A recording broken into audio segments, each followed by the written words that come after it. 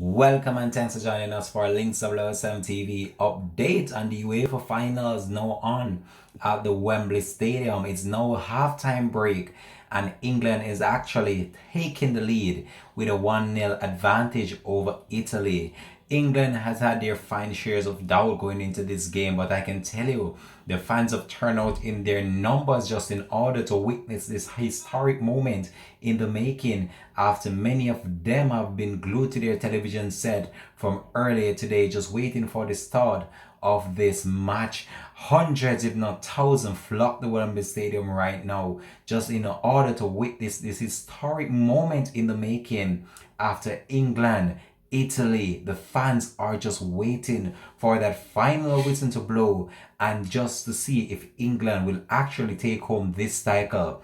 England won the last major competition back in 1966, so this would be a major accomplishment for that team. So the likes of Harry Kane right now, Raheem Sterling, these are some top figures that many are hoping will shine in this match, and many are looking forward for these individuals to score if it's even one goal leading out of this competition. But it's the halftime break and I can tell you this 1-0 advantage have the fans elated right across right now, and it's a good look on the part of England. However, the second half is yet to come and we still have a 45 minutes to play plus extra time might be. So we just have to hope that England might just seal some more into the back of the net and just try to just keep this 1-0 advantage to the best of their ability. We'll try and update you with some more information to come on this game, but it has been such a wonderful game. However, when we look on the stats of the game itself,